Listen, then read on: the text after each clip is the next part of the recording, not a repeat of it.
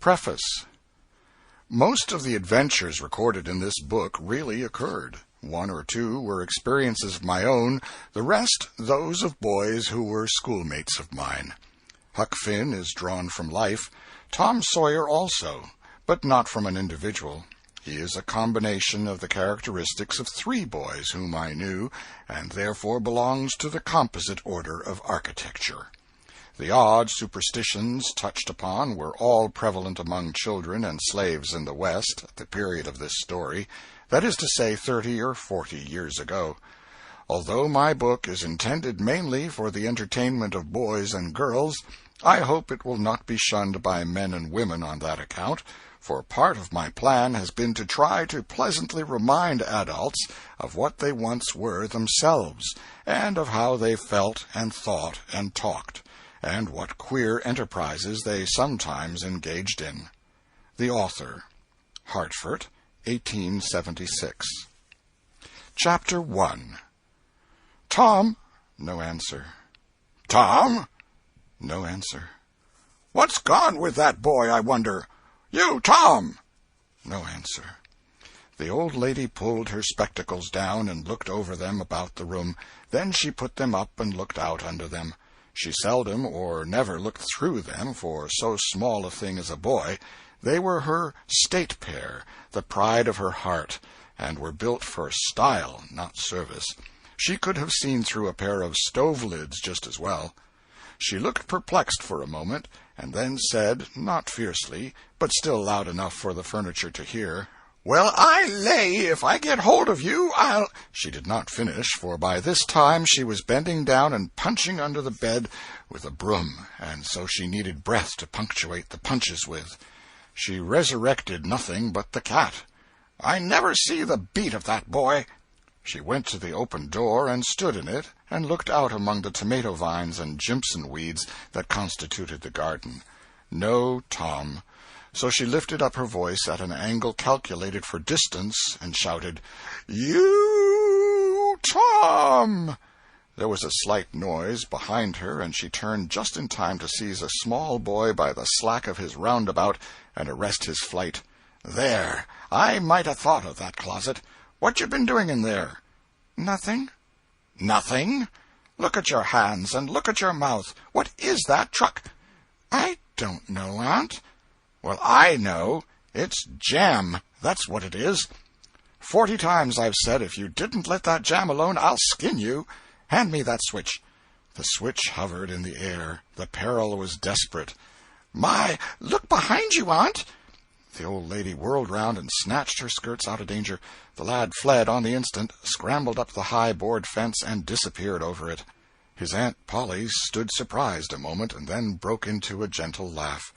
"Hang that boy! Can't I never learn anything? Ain't he played me tricks enough like that for me to be looking out for him by this time?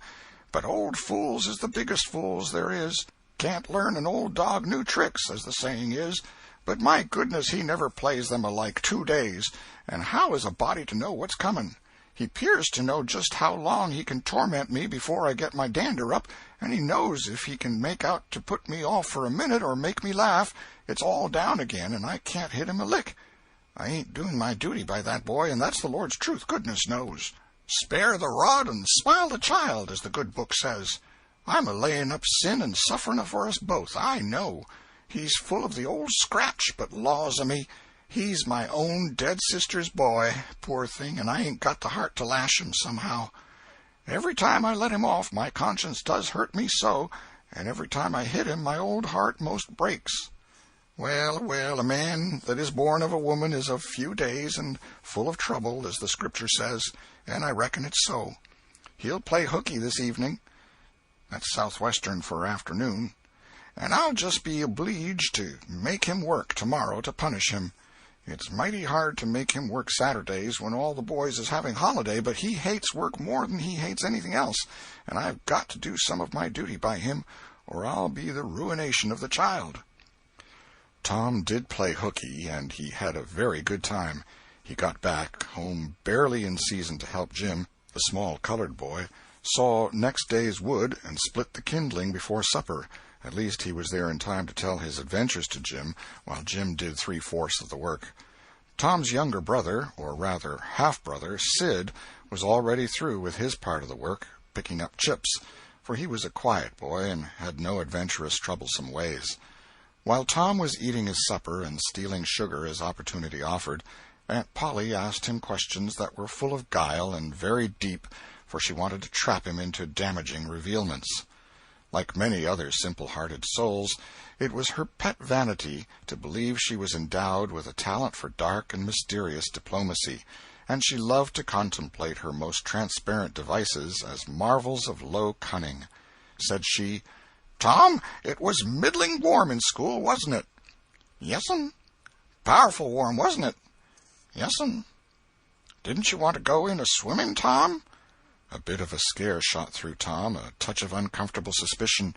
He searched Aunt Polly's face, but it told him nothing. So he said, "No'm, well, not very much." The old lady reached out her hand and felt Tom's shirt and said, "But you ain't too warm now, though." And it flattered her to reflect that she had discovered that the shirt was dry without anybody knowing that was what she had in her mind. But in spite of her, Tom knew where the wind lay now, so he forestalled what might be the next move. "Some of us pumped on our heads. Mine's damp yet, see?" Aunt Polly was vexed to think she had overlooked that bit of circumstantial evidence and missed a trick. Then she had a new inspiration. "Tom, you didn't have to undo your shirt collar where I sewed it to pump on your head, did you? Unbutton your jacket." The trouble vanished out of Tom's face. He opened his jacket. His shirt collar was securely sewed. "Bother! Well, go 'long with you. I'd made sure you'd played hooky and been a-swimming, but I forgive you, Tom. I reckon you're a kind of singed cat, as the saying is, better'n you look, this time."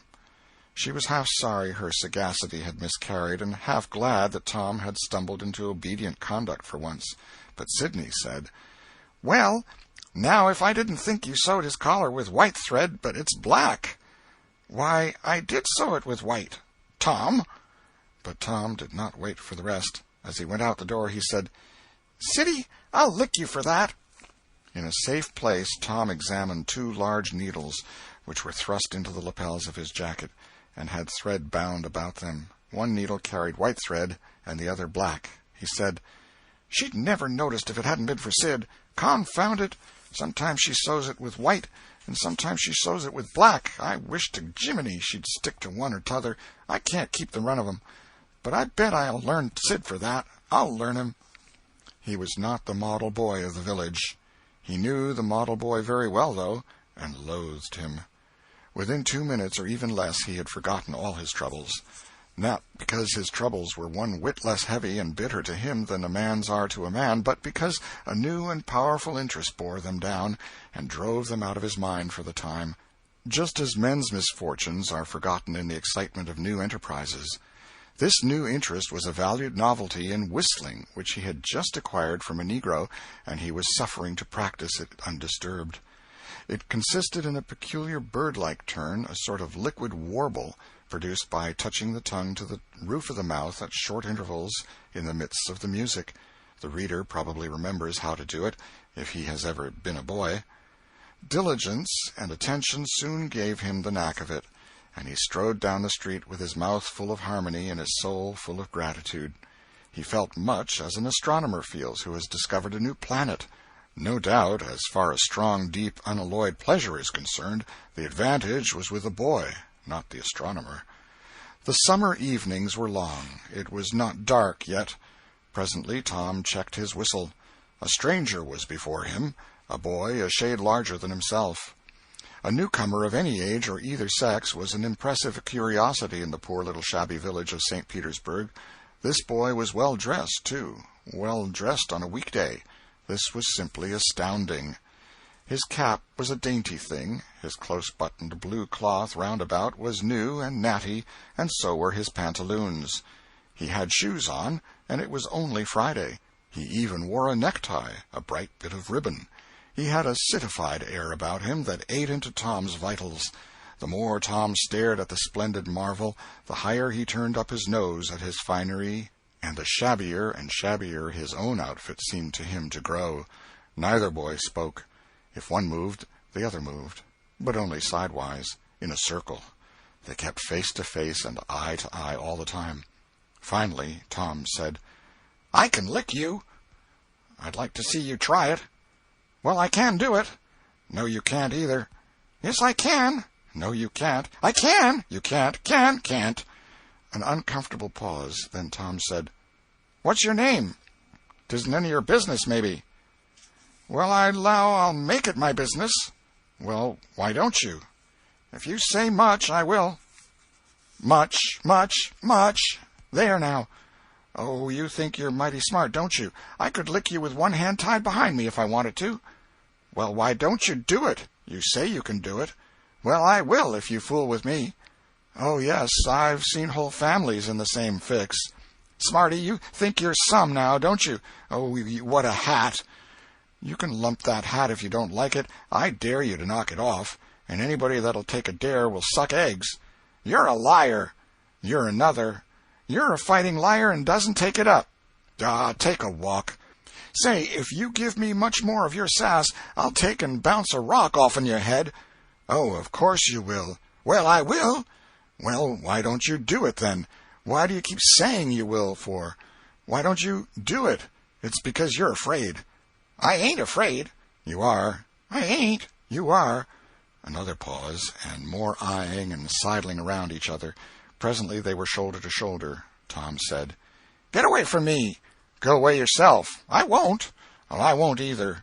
So they stood, each with a foot placed at an angle as a brace, and both shoving with might and main and glowering at each other with hate. But neither could get an advantage. After struggling till both were hot and flushed, each relaxed his strain with watchful caution, and Tom said, "You're a coward and a pup. I'll tell my big brother on you, and he can thrash you with his little finger, and I'll make him do it, too." "What do I care for your big brother? I've got a brother that's bigger than he is, and what's more, he can throw him over that fence, too." Both brothers were imaginary. "That's a lie." "Your saying so doesn't make it so." Tom drew a line in the dust with his big toe and said, "I dare you to step over that, and I'll lick you till you can't stand up. Anybody that'll take a dare will steal sheep." The new boy stepped over promptly and said, "Now you said you'd do it. Now let's see you do it." "Don't you crowd me now. You better look out." "Well, you said you'd do it. Why don't you do it?" "By jingo, for 2 cents I will do it." The new boy took 2 broad coppers out of his pocket and held them out with derision. Tom struck them to the ground. In an instant both boys were rolling and tumbling in the dirt, gripped together like cats, and for the space of a minute they tugged and tore at each other's hair and clothes, punched and scratched each other's noses, and covered themselves with dust and glory. Presently the confusion took form, and through the fog of battle Tom appeared, seated astride the new boy, and pounding him with his fists. "Holler 'nuff," said he. The boy only struggled to free himself. He was crying, mainly from rage. "Holler 'nuff," and the pounding went on. At last the stranger got out a smothered "nuff," and Tom let him up and said, "Now that'll learn you. Better look out who you're fooling with next time." The new boy went off brushing the dust from his clothes, sobbing, snuffling, and occasionally looking back and shaking his head and threatening what he would do to Tom the next time he caught him out, to which Tom responded with jeers and started off in a high feather, and as soon as his back was turned the new boy snatched up a stone, threw it, and hit him between the shoulders, and then turned tail and ran like an antelope. Tom chased the traitor home, and thus found out where he lived. He then held a position at the gate for some time, daring the enemy to come outside, but the enemy only made faces at him through the window and declined. At last the enemy's mother appeared, and called Tom a bad, vicious, vulgar child, and ordered him away.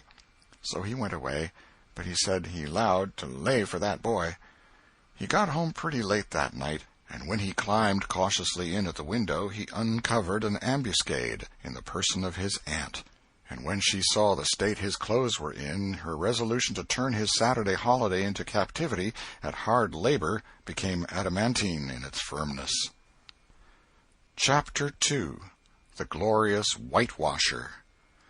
Saturday morning was come, and all the summer world was bright and fresh and brimming with life. There was a song in every heart, and if the heart was young, the music issued at the lips. There was cheer in every face, and a spring in every step. The locust trees were in bloom, and the fragrance of the blossoms filled the air. Cardiff Hill, beyond the village and above it, was green with vegetation, and it lay just far enough away to seem a delectable land, dreamy, reposeful, and inviting. Tom appeared on the sidewalk with a bucket of whitewash and a long-handled brush. He surveyed the fence, and all gladness left him, and a deep melancholy settled down upon his spirit. 30 yards of board fence 9 feet high. Life to him seemed hollow, and existence but a burden. Sighing, he dipped his brush and passed it along the topmost plank, repeated the operation, did it again, compared the insignificant whitewash streak with the far-reaching continent of unwhitewashed fence, and sat down on a tree-box discouraged. Jim came skipping out at the gate with a tin pail and singing "Buffalo Gals." Bringing water from the town pump had always been hateful work in Tom's eyes before, but now it did not strike him so. He remembered that there was company at the pump. White, mulatto, and Negro boys and girls were always there waiting their turns, resting, trading playthings, quarreling, fighting, skylarking. And he remembered that although the pump was only 150 yards off, Jim never got back with a bucket of water under an hour, and even then somebody generally had to go after him. Tom said, "Say, Jim, I'll fetch the water if you'll whitewash some." Jim shook his head and said, "Can't, Mars Tom. Old missus, she told me I got to go and get this water and stop fooling around with anybody. She say she spec Mars Tom going to ax me to whitewash, and so she told me to go along and tend to my own business. She allowed she'd tend to whitewashing." "Oh, never mind what she said, Jim. That's the way she always talks. Give me the bucket. I won't be gone only a minute. She won't ever know." "Oh, I dasn't, Mars Tom. Old missus, she'd take and tar the head off'n me. 'Deed she would." She never licks anybody. Whacks 'em over the head with her thimble, and who cares for that, I'd like to know. She talks awful, but talk don't hurt. Anyways, it don't if she don't cry. Jim, I'll give you a marvel. I'll give you a white alley." Jim began to waver. "White alley, Jim, and it's a bully taw." "My, that's a mighty gay marvel, I tell you. But, Mars Tom, I's powerful 'fraid of old missus. And besides, if you will, I'll show you my sore toe." Jim was only human. This attraction was too much for him. He put down his pail, took the white alley, and bent over the toe with absorbing interest while the bandage was being unwound. In another moment he was flying down the street with his pail and a tingling rear. Tom was whitewashing with vigor, and Aunt Polly was retiring from the field with a slipper in her hand and triumph in her eye. But Tom's energy did not last. He began to think of the fun he had planned for this day, and his sorrows multiplied. Soon the free boys would come tripping along on all sorts of delicious expeditions, and they would make a world of fun of him for having to work. The very thought of it burnt him like fire. He got out his worldly wealth and examined it. Bits of toys, marbles, and trash. Enough to buy an exchange of work, maybe, but not half enough to buy so much as half an hour of pure freedom. So he returned his straitened means to his pocket and gave up the idea of trying to buy the boys. At this dark and hopeless moment an inspiration burst upon him, nothing less than a great, magnificent inspiration. He took up his brush and went tranquilly to work. Ben Rogers hove in sight presently, the very boy of all boys, whose ridicule he had been dreading. Ben's gait was the hop, skip, and jump, proof enough that his heart was light and his anticipations high. He was eating an apple, and giving a long, melodious whoop at intervals, followed by a deep-toned ding-dong-dong, ding-dong-dong, for he was personating a steamboat. As he drew near, he slackened speed, took the middle of the road, leaned far over to starboard, and rounded to, ponderously and with laborious pomp and circumstance, for he was personating the big Missouri, and considered himself to be drawing 9 feet of water. He was boat and captain and engine bells combined, so he had to imagine himself standing on his own hurricane deck giving the orders and executing them. "Stop her, sir! Ting-a-ling-ling!" The headway ran almost out, and he drew up slowly towards the sidewalk. "Ship up to back! Ting-a-ling-ling!" His arms straightened and stiffened down his sides. "Set her back on the starboard. Ting-a-ling-a-ling. Chow! Chow! Chow! Chow!" His right hand, meantime, described stately circles, for it was representing a 40-foot wheel. "Let her go back on the larboard. Ting-a-ling-a-ling. Chow! Chow! Chow!" The left hand began to describe circles. "Stop the starboard. Ting-a-ling-ling. Stop the larboard. Come ahead on the starboard. Stop her. Let her outside. Turn her over slow. Ting-a-ling. Chow! Chow! Chow! Get out that headline. Lively now. Come out of there with your spring line. What are you about there? Take up a turn that stump with the bright of it. Stand by that stage. Now let her go. Done with the engine, sir. Ting-a-ling-ling. Sht! Sht! Sht!" Trying the gauge cocks, Tom went on whitewashing, paid no attention to the steamboat. Ben stared a moment and then said, "Hi-yi! You're up a stump, ain't you?" No answer. Tom surveyed his last touch with the eye of an artist. Then he gave his brush another gentle sweep and surveyed the result as before. Ben ranged up alongside of him. Tom's mouth watered for the apple, but he stuck to his work. Ben said, "Hello, old chap. You got to work, eh?" Tom wheeled suddenly and said, "Why, it's you, Ben. I weren't noticing. Say, I'm going in a-swimming. I am. Don't you wish you could? But of course you'd rather work, wouldn't you? Course you would." Tom contemplated the boy a bit and said, "What do you call work?" "Why, ain't that work?" Tom resumed his whitewashing and answered carelessly, "Well, maybe it is and maybe it ain't. All I know is it suits Tom Sawyer." "Oh, come now, you don't mean to let on that like you like that." The brush continued to move. "Like it? Well, I don't see why I oughtn't to like it. Does a boy get a chance to whitewash a fence every day?" That put the thing in a new light. Ben stopped nibbling his apple. Tom swept his brush daintily back and forth, stepped back to note the effect, added a touch here and there, criticized the effect again. Ben, watching every move and getting more and more interested, more and more absorbed. Presently he said, "Say, Tom, let me whitewash a little." Tom considered, was about to consent, but he altered his mind. No, I reckon it wouldn't hardly do, Ben. You see, Aunt Polly's awful particular about this fence, right here on the street, you know. But if it was the back fence, I wouldn't mind, and she wouldn't. Yes, she's awful particular about this fence. It's got to be done very careful. I reckon there ain't one boy in 1,000, maybe 2,000, that can do it the way it's got to be done. "No, is that so? Oh, come now, let me just try. Only just a little. I'd let you if you was me, Tom." "Ben, I'd like to, honest Injun, but Aunt Polly, well, Jim wanted to do it, but she wouldn't let him. Sid wanted to do it, and she wouldn't let Sid. Now, don't you see how I'm fixed? If you was to tackle this fence and anything was to happen to it, oh, shucks, I'll be just as careful.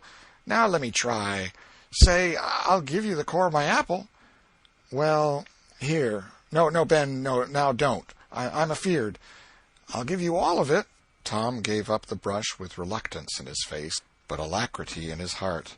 And while the late steamer Big Missouri worked and sweated in the sun, the retired artist sat on a barrel in the shade close by, dangled his legs, munched his apple, and planned the slaughter of more innocents. There was no lack of material. Boys happened along every little while. They came to jeer, but remained to whitewash. By the time Ben was fagged out, Tom had traded the next chance to Billy Fisher for a kite in good repair, and when he played out, Johnny Miller brought in for a dead rat and a string to swing it with, and so on, hour after hour. And when the middle of the afternoon came, from being a poor poverty-stricken boy in the morning, Tom was literally rolling in wealth. He had, beside the things before mentioned, 12 marbles, part of a jew's harp, a piece of blue bottle glass to look through, a spool cannon, a key that wouldn't unlock anything, a fragment of chalk, a glass stopper of a decanter, a tin soldier, a couple of tadpoles, 6 firecrackers, a kitten with only one eye, a brass doorknob, a dog collar, but no dog, the handle of a knife, 4 pieces of orange peel, and a dilapidated old window sash. He had had a nice, good, idle time all the while, plenty of company, and the fence had had 3 coats of whitewash on it. If he hadn't run out of whitewash, he would have bankrupted every boy in the village. Tom said to himself that it was not such a hollow world after all. He had discovered a great law of human action without knowing it, namely, that in order to make a man or boy covet a thing, it is only necessary to make the thing difficult to attain. If he had been a great and wise philosopher, like the writer of this book, he would now have comprehended that work consists of whatever a body is obliged to do, and that play consists of whatever a body is not obliged to do. And this would help him to understand why constructing artificial flowers or performing on a treadmill is work, while rolling 10-pins or climbing Mont Blanc is only amusement. There are wealthy gentlemen in England who drive 4-horse passenger coaches 20 or 30 miles on a daily line in the summer because the privilege costs them considerable money. But if they were offered wages for the service, that would turn it into work, and then they would resign. The boy mused a while over the substantial change which had taken place in his worldly circumstances, and then wended toward headquarters to report. The end of Chapter 2.